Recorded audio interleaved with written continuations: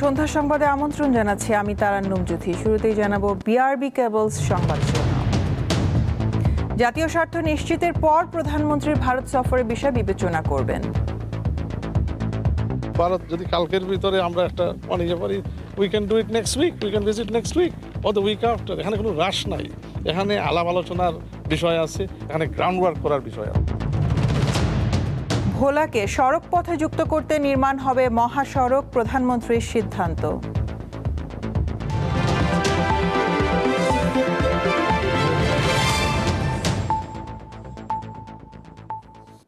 জাতীয় স্বার্থ নিশ্চিত করে প্রধানমন্ত্রী তারেক রহমানের ভারত সফরের বিষয়টি বিবেচনা করা হবে বলে জানিয়েছেন পররাষ্ট্র প্রতিমন্ত্রী হুমায়ুন কবির। সকালে জাতীয় স্মৃতিসৌধে শ্রদ্ধা জানানোর পর তিনি বলেন, বিভিন্ন বিষয়ে পর্যালোচনা করে সিদ্ধান্ত নেওয়া হবে। দায়িত্ব নেওয়ার পর মুক্তিযুদ্ধের বীর শহীদদের প্রতি শ্রদ্ধা জানাতে জাতীয় স্মৃতিসৌধে যান নতুন 4 মন্ত্রী ও 2 প্রতিমন্ত্রী। শ্রদ্ধা জানানোর পর শহীদদের আত্মার মাগফিরাত কামনা করেন তারা। এ সময় প্রধানমন্ত্রী সম্ভাব্য ভারত সফর নিয়ে প্রশ্নের জবাব দেন পররাষ্ট্র প্রতিমন্ত্রী হুমায়ুন কবির। বলেন, বিভিন্ন বিষয় পর্যালোচনা করে সিদ্ধান্ত নেওয়া হবে। ভারত যদি কালকের ভিতরে আমরা একটা বানিয়ে পারি, we can do it next week, we can visit next week or the week after. এখানে কোনো রাশ নাই, এখানে আলাপ আলোচনার বিষয় আছে, এখানে গ্রাউন্ড ওয়ার্ক করার বিষয় আছে। Good start. এখন দেখি বাকি আলোচনা একটু প্রোগ্রেস হোক এবং আলোচনার ভিত্তিতে আমাদের ন্যাশনাল ইন্টারেস্টের ভিত্তিতে আমরা অবশ্যই যাব যখন দ্য টাইম ইজ। শ্রদ্ধা নিবেদন শেষে গণমাধ্যমের সাথে কথা বলেন মন্ত্রীরা। দেশের সংকট মোকাবিলা, জাতীয় স্বার্থ রক্ষা এবং প্রশাসনে গতি আনার লক্ষ্যে কাজ করার কথা জানান তারা। আমরা কাজ করব, আমরা কাজগুলো সঠিকভাবে এগিয়ে নিয়ে যাওয়ার জন্য অ্যাডজাস্টমেন্ট যেটা প্রয়োজন হয় সেটা করবে। এটা তো দুনিয়ার সব ক্ষেত্রেই হয়ে থাকে। কাজে এইটা নিয়ে আপনারা অতিরিক্ত কোনো বিশেষ গুরুত্ব আরোপের কোনো প্রয়োজন আমি দেখি না। 6 মাসের মধ্যে আমরা অনেক দূর কাজ এগিয়ে নিয়েছি। এখন এক্সিকিউশন করার জন্য যে সময়টি দরকার সেই সময়টি আমাদের লাগবে। আল্লাহর রহমতে আমরা মনে করি আগের চেয়ে অনেক অনেক গুণে এই মন্ত্রণালয় ভালো করবে। দেশবাসীর কাছে দোয়া চাই যাতে সততার সাথে নিষ্ঠার সাথে ভালোভাবে কাজ করতে। তো আমার বিশ্বাস ইনশাল্লাহ আপনারা সবাই সহযোগিতা করলে, দেশবাসীর সাথে থাকলে ইনশাল্লাহ ভালোভাবেই করবেন ইনশাল্লাহ কাজ। পরে তারা শ্রদ্ধা জানান শহীদ রাষ্ট্রপতি জিয়াউর রহমান এবং সাবেক প্রধানমন্ত্রী খালেদা জিয়ার সমাধিতে। এ সময় বিশেষ মোনাজাতে অংশ নেন নতুন 4 মন্ত্রী ও 2 প্রতিমন্ত্রী। স্বস্তিকা সিংহ, দীপ্ত সংবাদ, ঢাকা। পররাষ্ট্র মন্ত্রণালয়ের কাজের পরিধি ও গতি বাড়াতে 2 জন প্রতিমন্ত্রী দেওয়া হয়েছে। দুপুরে রাজধানীর একটি হোটেলে সাংবাদিকদের প্রশ্নের জবাবে এই কথা জানান পররাষ্ট্র প্রতিমন্ত্রী শামা ওবায়েদ ইসলাম। অন্য প্রতিমন্ত্রী হলেন হুমায়ুন কবির।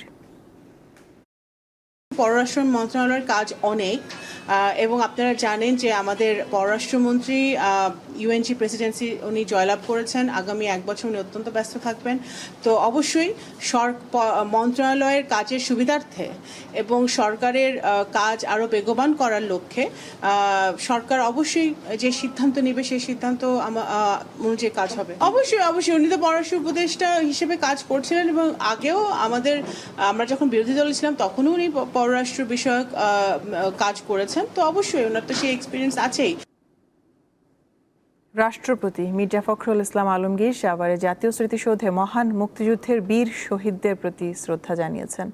সকাল 10:22 তিনি শ্রদ্ধা নিবেদন করেন। পুষ্পস্তবক অর্পণের পর কিছুক্ষণ নীরবে দাঁড়িয়ে মহান মুক্তিযুদ্ধের বীর শহীদদের স্মৃতির প্রতি গভীর শ্রদ্ধা প্রকাশ করেন রাষ্ট্রপতি। এ সময় 3 বাহিনীর একটি চৌকস দল তাকে গার্ড অব অনার প্রদান করে। শ্রদ্ধা নিবেদন শেষে জাতীয় স্মৃতিসৌধে পরিদর্শন বইয়ে নিজের অনুভূতি ব্যক্ত করে স্বাক্ষর করেন মির্জা ফখরুল ইসলাম আলমগীর। এ সময় কঠোর নিরাপত্তার চাদরে ঢাকা ছিল স্মৃতিসৌধ ও আশপাশের এলাকা। 20 আগস্ট সংসদ সদস্যদের ভোটে দেশের 23তম রাষ্ট্রপতি নির্বাচিত হন বিএনপির সাবেক মহাসচিব মির্জা ফখরুল ইসলাম আলমগীর। 21 আগস্ট সন্ধ্যায় বঙ্গভবনে শপথ নেন তিনি।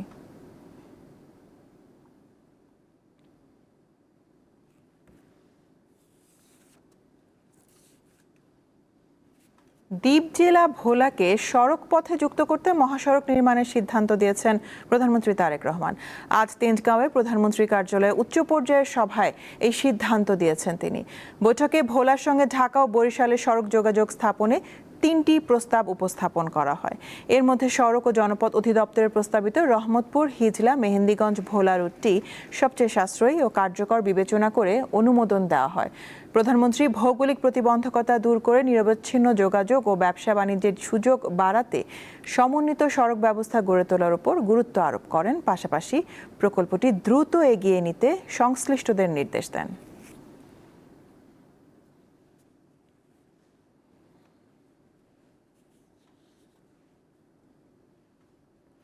রাজধানীতে গ্যাস সংকট যেন কাটছেই না।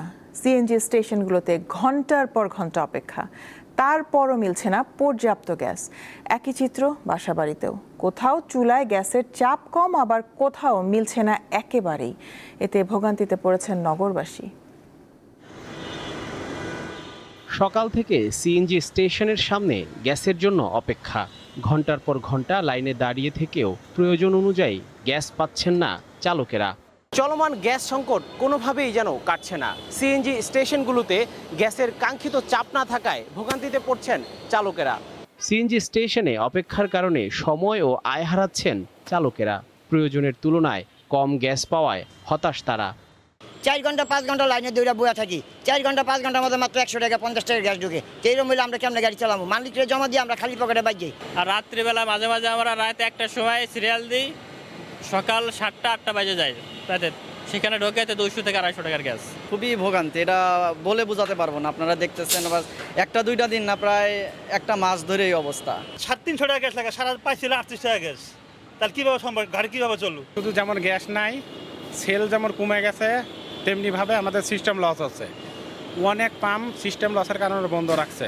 শুধু পরিবহন খাতেই নয়, সংকটের প্রভাব পড়েছে বাসাবাড়িতেও। ফলে রান্নাবান্নায় চরম ভোগান্তিতে বাসিন্দারা। সারাদিনে একটা ডিম বাইজা বাচ্চাদেরকে খাওয়ানো যায় না। এই যে সকালে ভাত বসাইছে, এখনো পানি গরম হয় নাই। গ্যাস থাকে না, পানি থাকে না, কারেন্ট থাকে না। আমরা সাধারণ মানুষ কিভাবে রান্না করে খাম? আর কারেন্ট না থাকলে আমরা কিভাবে, কারেন্টের চুলা কিনে নিয়ে রান্না করবো? হ্যাঁ, তো সিস্টেম নেই। যানবাহন কিংবা বাসাবাড়ি কোথাও এখনো গ্যাসের সরবরাহ স্বাভাবিক হয়নি। এ সমস্যার সমাধান কবে হবে সেদিকে তাকিয়ে সাধারণ মানুষ। জহিরুল মোহসান, দীপ্ত সংবাদ, ঢাকা।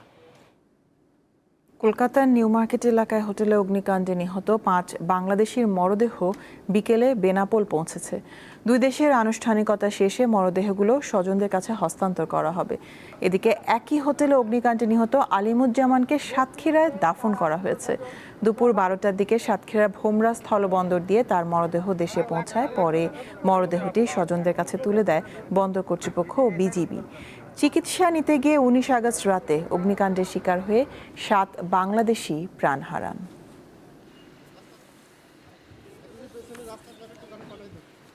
খাগড়াছড়ির দীঘিনালায় ভারী বৃষ্টিতে আকস্মিক বন্যা দেখা দিয়েছে।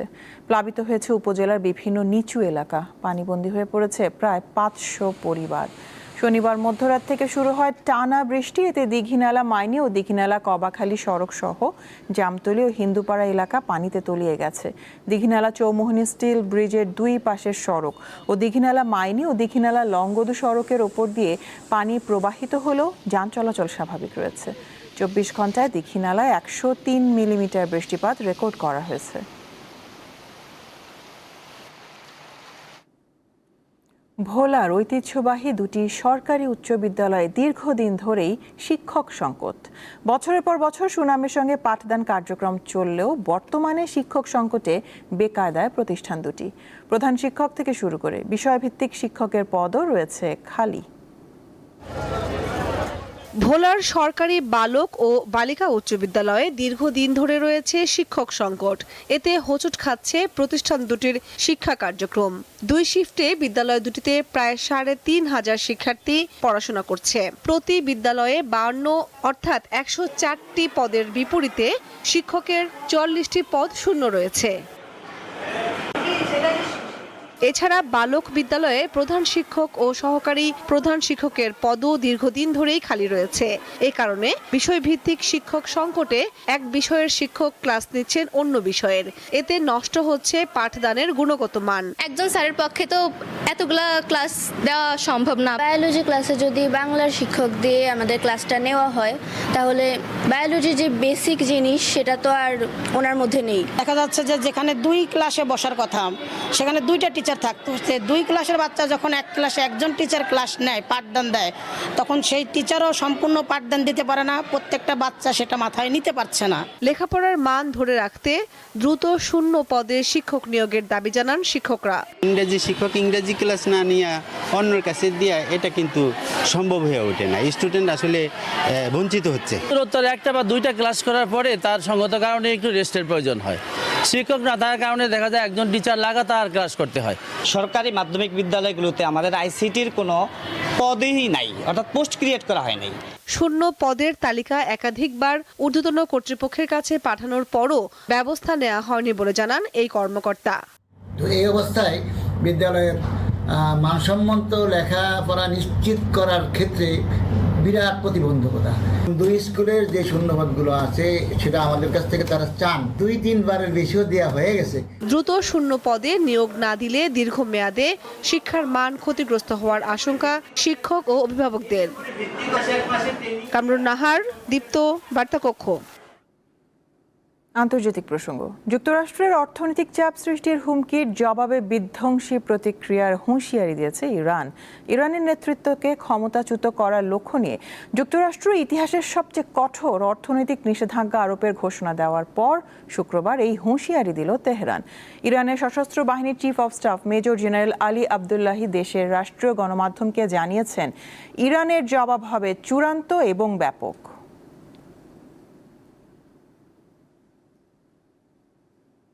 যুক্তরাষ্ট্রের সঙ্গে কয়েক মাস ধরে চলমান যুদ্ধের অবসান ঘটানোর আহ্বান জানিয়েছেন ইরানের প্রেসিডেন্ট মাসুদ পেজেশকিয়ান। তিনি বলেছেন, কূটনৈতিক আলোচনায় অচল অবস্থা থাকলেও শক্তিশালী অবস্থানে আছে তেহরান। শুক্রবার চিকিৎসকদের এক সমাবেশে পেজেশকিয়ান দাবি করেন, যুদ্ধে এখন পর্যন্ত ভালো অবস্থানে আছে তেহরান, তাই এখনই যুদ্ধের অবসান ঘটানো ভালো।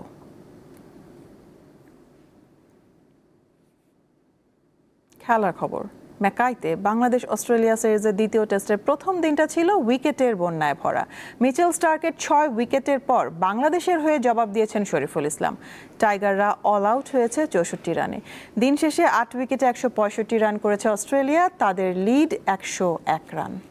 টস হেরে ব্যাটিংয়ে নেমে প্রথম সেশনে 36 রান তুলতেই 6 উইকেট হারায় বাংলাদেশ।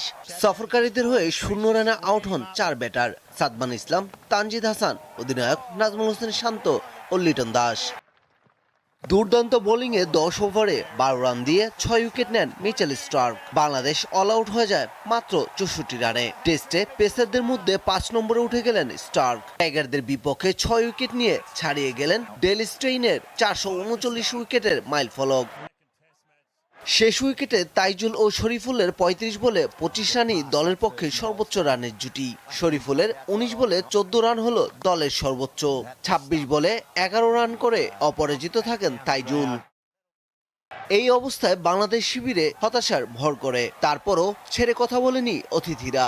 শরীফুল একাই নেন 6 উইকেট, বাংলাদেশকে ম্যাচ থেকে ছিটকে যেতে দেননি। 8 উইকেট হারিয়ে অস্ট্রেলিয়া দিন শেষে করেছে 165 রান, তাদের লিড 101 রান।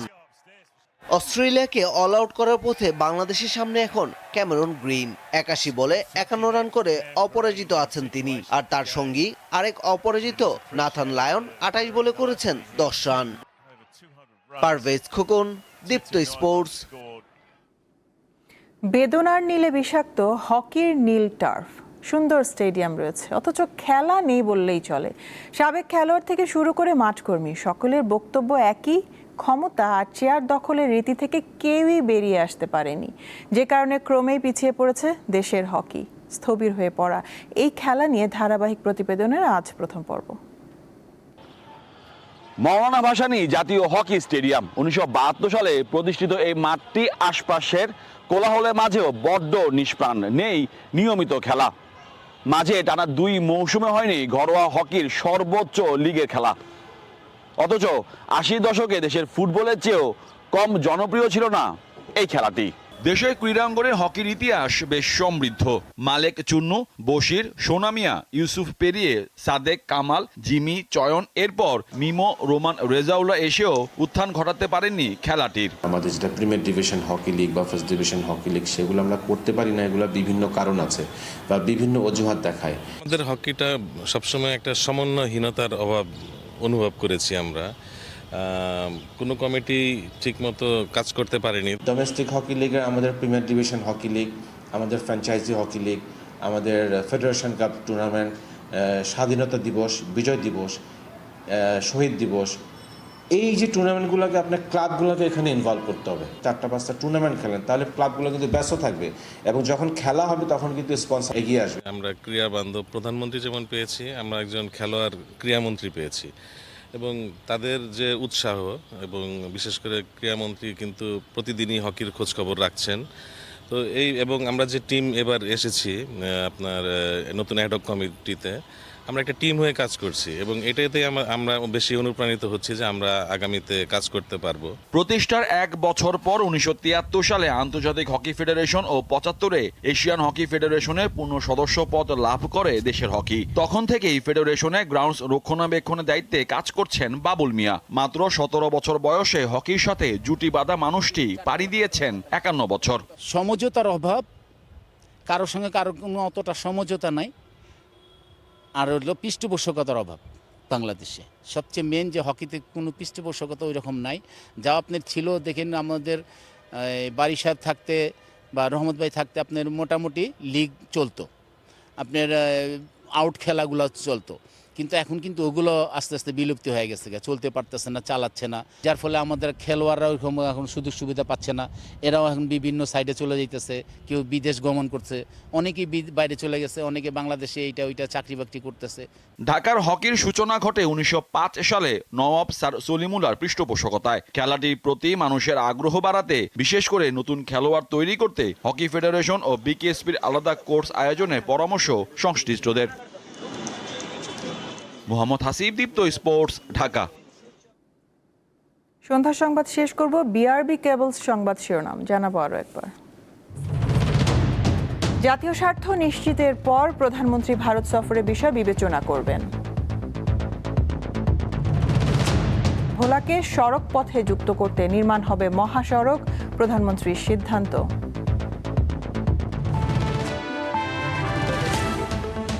এ ছিল এখনকার মতন। আমাদের পরবর্তী সংবাদ দেখার আমন্ত্রণ রইল। দর্শক, আরও তথ্য বিনোদনের সংবাদ জানতে যুক্ত থাকুন দীপ্ত টিভির ডিজিটাল প্ল্যাটফর্মগুলোতে।